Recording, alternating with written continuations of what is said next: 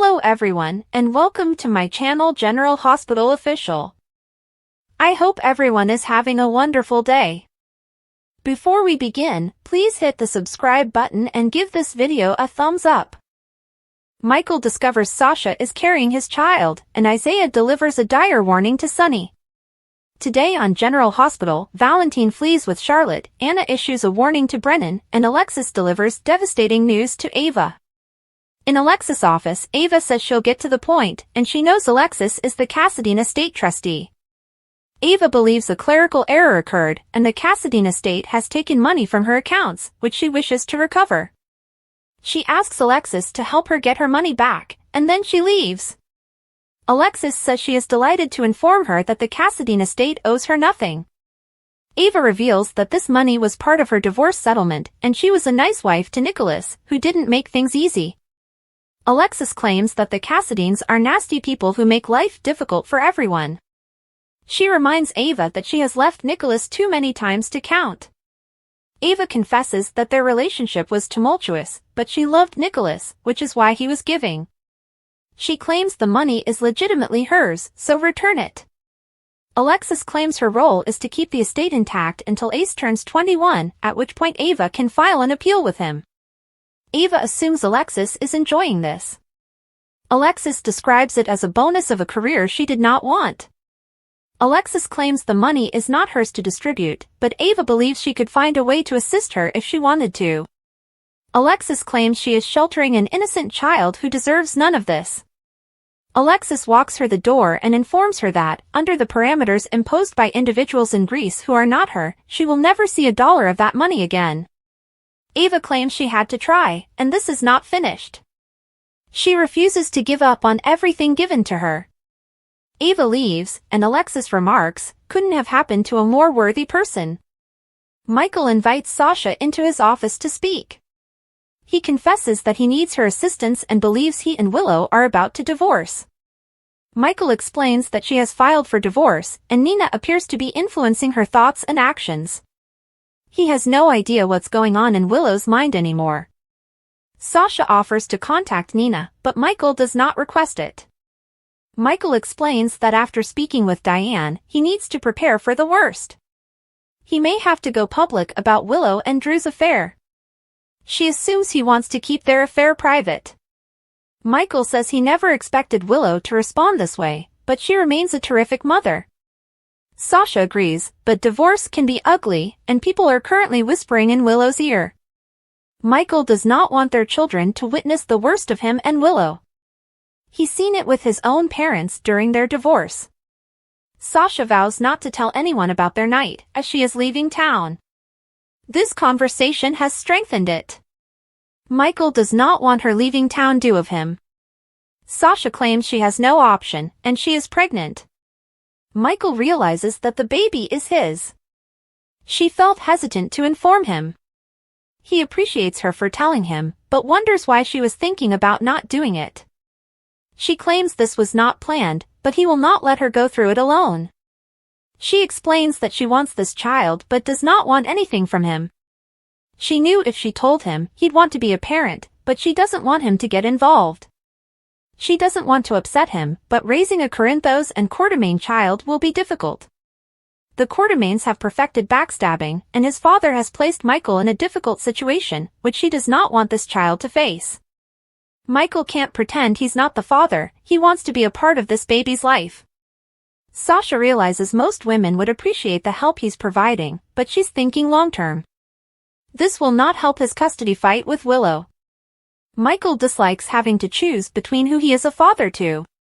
Sasha says all she wants is Michael's trust that she would be a good mother and do what is best for their child. Michael despises it yet understands. He will agree to her proposal as long as she gives him anything in exchange. In Sunny's gym, he struggles in the ring and clutches at his chest. Isaiah enters, urges Sunny to relax, and introduces himself. He wants to know what's going on. Sunny reports feeling stiffness in his chest. Isaiah notices his pulse is racing, so he instructs Sunny to take long breaths in and out. He thinks he has atrial fibrillation and calls for an ambulance.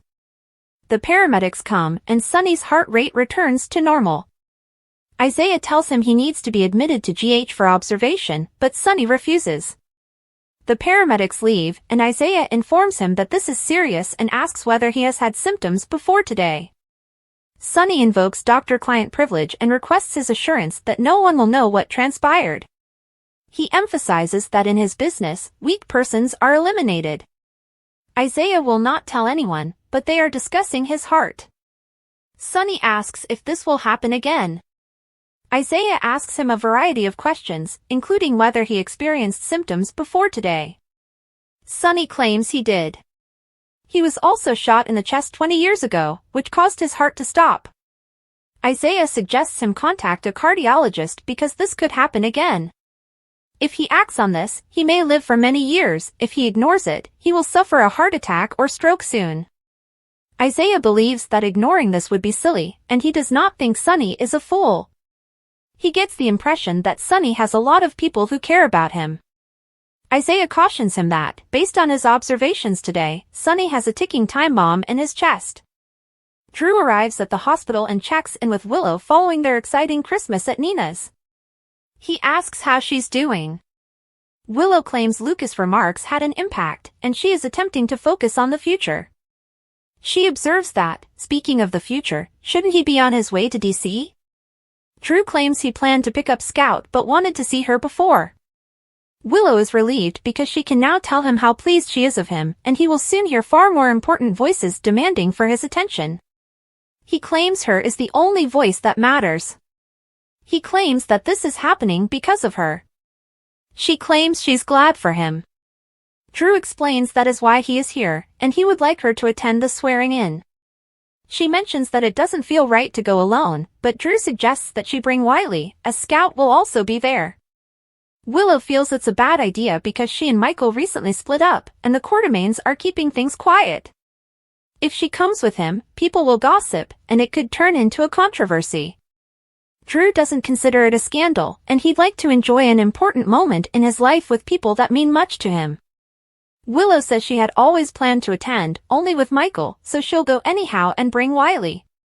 Drew expresses gratitude to her, knowing that it will mean a lot to him and Scout. In Prague, Valentine accuses Lulu of lying and bringing Dante with her, but she denies it.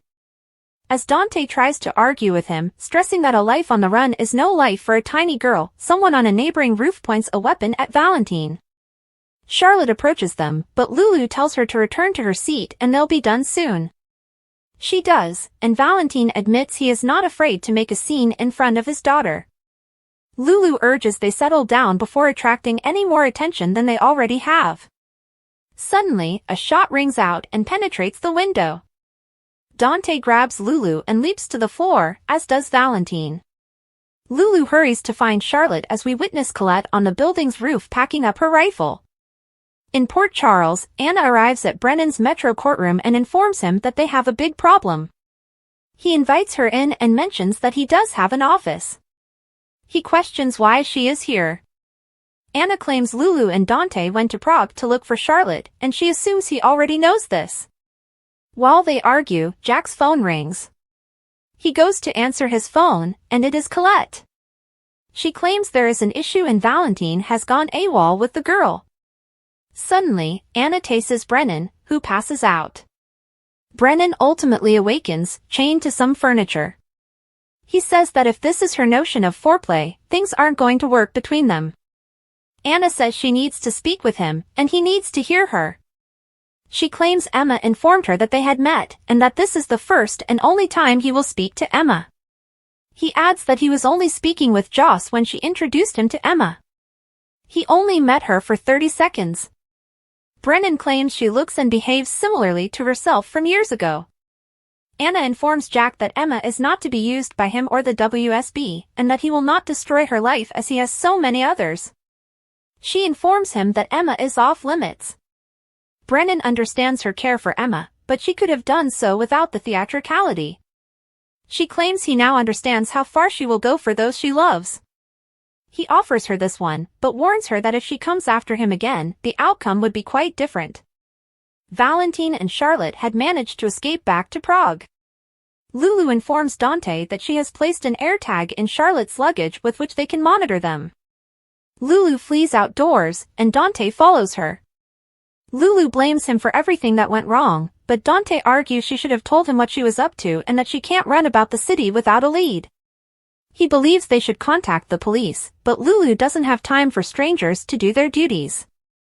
Dante claims they don't know the city or the language and can't do it alone.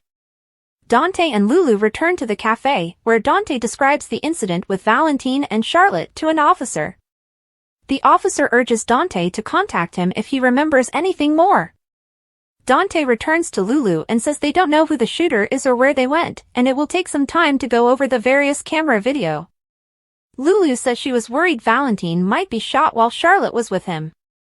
Dante pledges to get Charlotte back. Lulu asks, how? She claims he ruined her only chance.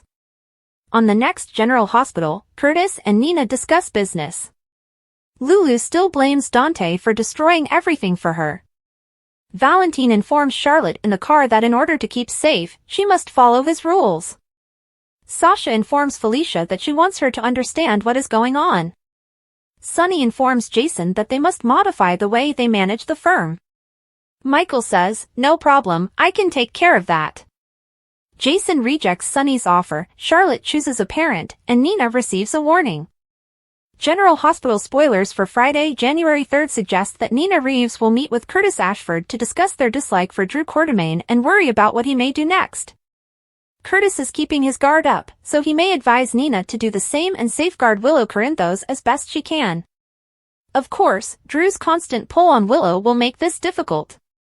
In Prague, Lulu Spencer will once again blame Dante Falconeri for squandering her sole chance to return Charlotte Cassadine home. However, a twist could emerge if Charlotte makes a critical decision.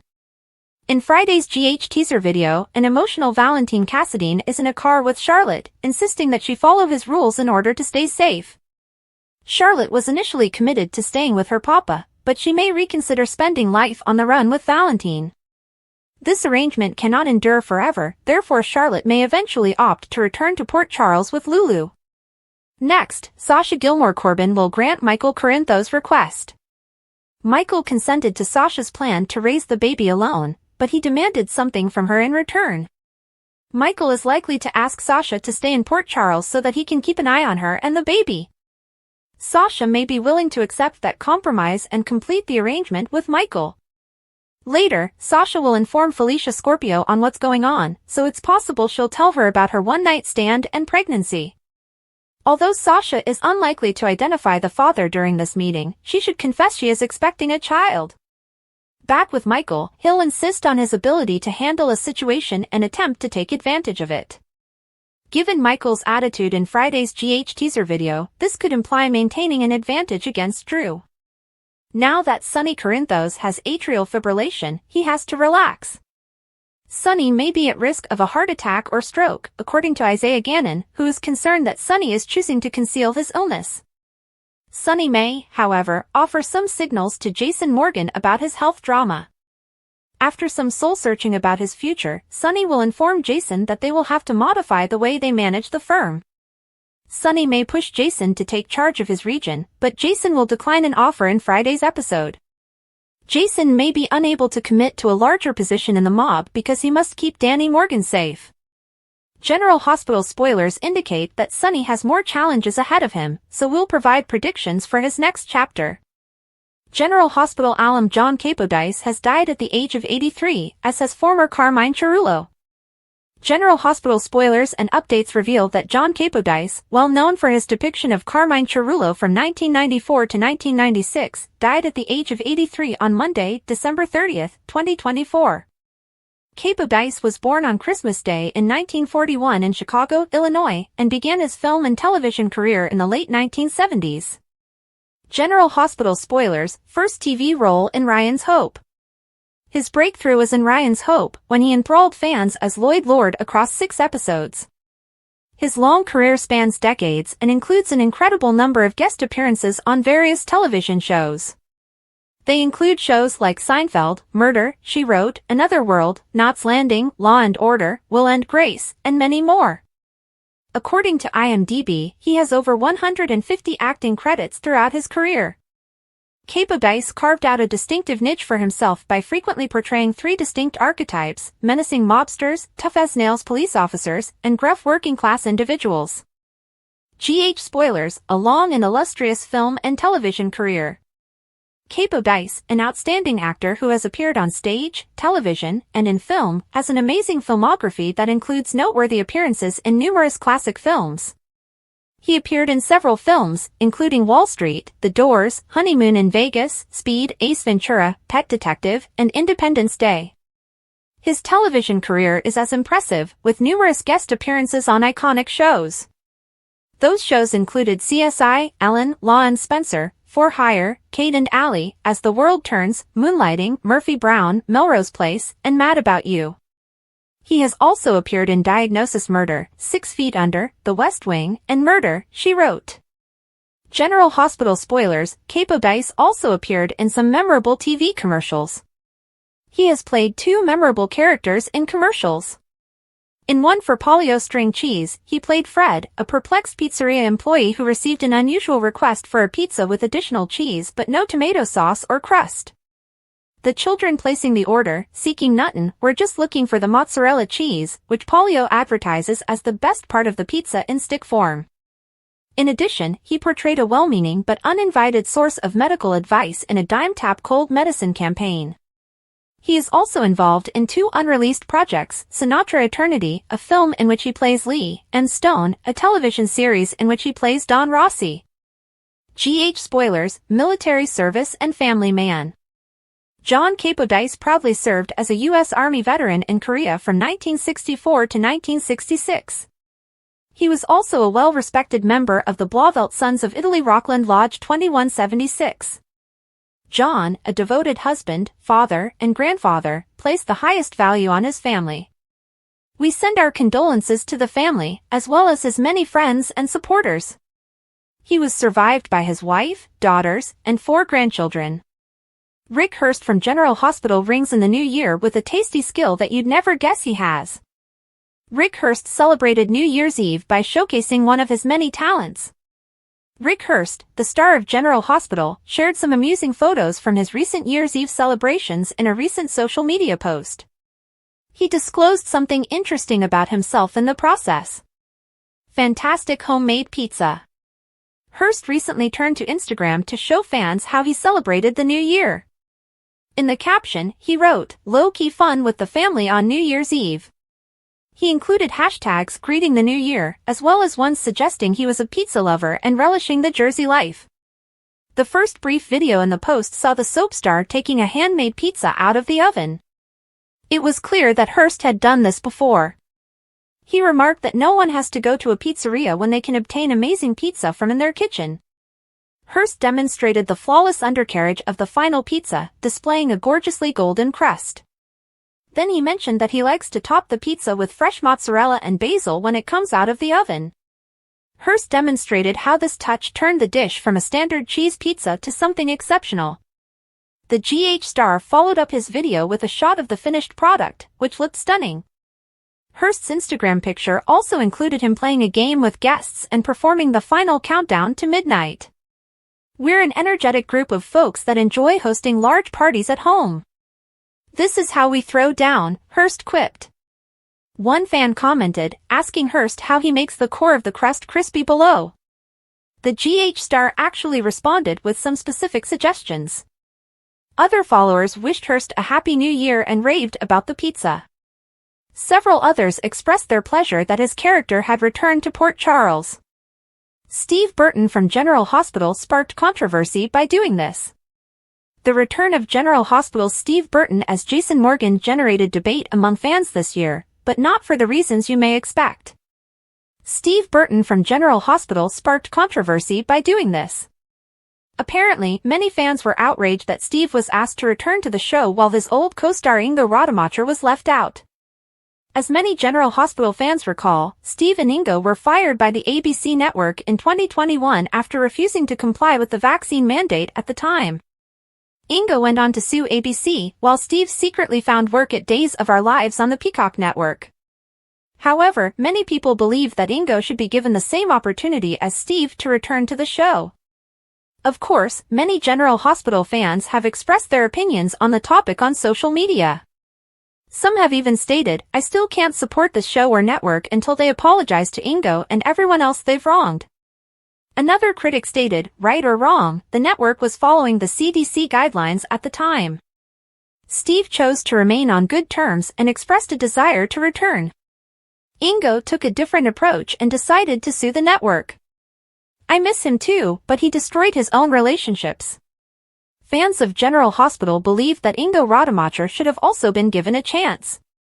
There was also this comment, perhaps Steve and the powers that be at the show assured him that if the mandate was lifted, he could return, regardless of how long it took. As far as Ingo, maybe they tried that with him and he decided to, instead of listening to them, went on a suing spree which ultimately cost him his chance to be able to return. Surprising moves, assassination attempts, and dangerous situations. General Hospital spoilers and updates reveal unexpected movements, assassination attempts, and dangerous agreements. Drew Quartermain makes a risky move, Valentine Cassadine is the target of an assassination attempt, and Sonny Corinthos is in a hazardous predicament. General Hospital spoilers, favors and shocking news. Michael Corinthos is deep in conversation with Sasha Corbin, indicating his willingness to support her idea but insisting that she meet one of his requirements first. Everything changes suddenly when Sasha reveals that she is pregnant, forcing Michael to confront the stunning possibility that he is the father. This surprising revelation has the potential to change their entire strategy, depending on whether she discloses her condition before or after he decides to assist her. Just as he is going to seek for her help, she spills the beans. Michael is now in a pickle, not only because his 2 children are fighting for custody, but also because he is expecting a 3rd kid. Drew seeks down Willow Corinthos at her job on General Hospital, and her smile brightens with delight at his suggestion as he asks, "Hey, want to come to DC?" However, an underlying concern remains about his startling move. Is it a literal move? Is he referring to a spontaneous weekend getaway, a brief overnight visit, or a more permanent move for her and their 3 children? Even though Willow and Michael recently ended their relationship, Nina Reeves is already fighting for Willow's separation and custody arrangements. Drew seemed eager to begin a new chapter with Willow, but the divorce procedure is likely to be lengthy. General Hospital spoilers, Ava's desperate plea. Ava Jerome is in a hurry to test the limits with Alexis Davis. Alexis recently locked her office door on Ava, alleging that based on what she had heard, Ava was unable to pay her fees. Ava is now asking, "Could you please return it to me?" refers to the money donated by Nicholas Cassadine. The monies are not under Alexis' control to return, and there is still some confusion about who named Ace Prince Cassadine as the sole heir to the Cassadine fortune. Alexis simply does not have the ability to return the inheritance or Windmere because she never had them to begin with. GH spoilers, determined Valentine sends a strong warning to Dante Falconeri and Lulu Spencer, emphasizing that underestimating his fierce will to protect his daughter would be a huge mistake. The tension in the Prague cafe rose when Lulu discovered that Charlotte Cassadine had approached her father for permission to meet. Just thereafter, Dante arrived and began conversing with Charlotte, throwing Valentine into a frenzy, believing it was a setup that would result in his capture. He expresses his concern that someone may have trailed Dante to Prague in order to reach him. Unfortunately, his darkest suspicions are about to come true. General Hospital spoilers, assassination attempts. As the group engages in animated conversation, a sniper lurks in the shadows, his gun pointed firmly at Valentine's heart. From the sniper's perspective, Dante stands in front of him, Lulu remains nearby, and Charlotte is most likely still seated at the other table. Valentine had just told Lulu about the heartbreaking moment when Anna Devane accidentally shot Charlotte, revealing the deep-seated PTSD that haunted Charlotte's evenings before Dante came. The mood swings dramatically as a bullet bursts through the cafe window. Will Valentine be able to duck in time, or will Charlotte be forced to witness her father's assassination? Just as she begins to restore her relationship with her mother, everything falls apart. GH spoilers, dangerous situations in Port Charles. Sonny found himself at Volanino's gym, deep in the rhythm of his boxing training. Suddenly, a surge of anguish struck him, causing him to falter and slump into the canvas, clutching his chest in agony. Just the night before, after a lengthy talk with Christina Corinthos Davis, he felt a brief ache that swiftly passed. Now, lying on the boxing ring floor, he faced the horrifying prospect of a heart attack. Might fate intervene to save him? Lucky Spencer was previously present, but he is now with Christina at Charlie's pub. Will Isaiah Gannon, who was with Lucky, return to save Sunny? General Hospital spoilers, angry Anna alert. Anna is enraged as she issues a firm ultimatum, locking eyes with her opponent to underscore that her granddaughter is off limits. Who has incited Anna's wrath? Has she found that Emma Scorpio Drake is in danger from someone she cannot tolerate? The weekly trailer previewed a dramatic scenario in which Anna stuns Jack Brennan with a taser. May this conflict be related to the impending storm? One thing is certain, a strong mother bear is a formidable opponent, but a protective grandmother bear is unstoppable. Whoever dares to oppose Anna must hear her warning and stay clear of her grandchild. Valentine and Charlotte escape. Sasha informs Michael that she is pregnant, and Gannon warns Sunny about his heart. Anna surprises Jack, Ava begs Alexis for money, and Drew invites Willow to his swearing-in. Alexis hesitantly lets Ava inside her office and offers her 2 minutes to speak. Ava has learned that she is the trustee of the Cassadine estate. They have taken much of her money, and she wants it back. She hopes to facilitate its return. Alexis emphasizes that the Cassadine estate does not owe her anything. The lawyer tells Ava that she is not pleasant and would not listen to her sob story. Jerome insists she was a decent wife, while Alexis reminds her of how many times they split up. Ava insists she loved him, which is why Nicholas was generous with the settlement. She wants her money back. Alexis thinks she can appeal to Ace, but she will have to wait until he turns 21. Ava is sure she is enjoying this. The lawyer smirks as he says this is all a nice perk. She informs Ava that simply wanting something to happen will not make it happen. Ava is aware that she is being blamed for Christina's collapse, but it is not her fault. Alexis claims this has nothing to do with anything. This is legal, not personal. She walks her the door, stating that she will never see another dollar of that money. As she leaves, Ava insists that this isn't over. Sasha visits Michael in his workplace. He requests her assistance and informs her that he and Willow are about to split. She had no idea things were so horrible. He reveals that she has already engaged a lawyer and filed for separation. They believe this is due in part to Nina's pressure, but he isn't sure how well he knows Willow anymore. Sasha is unsure how she can help. He's ready for the worst and may have to reveal Willow and Drew's affair. She assumes he wants to keep their sexual encounters private. He never expected to find himself in this circumstance. Willow is still a lovely person, but many people are whispering in her ear right now, and divorces have a tendency to bring out the worst in people. Sasha tells him that she hasn't informed anyone about their night and won't. Plus, she's leaving town to start over somewhere else. He hopes it isn't because of him. I'm pregnant, she admits. He suspects the child is his and wonders why she was hesitant to inform him. She assures him that it wasn't intentional.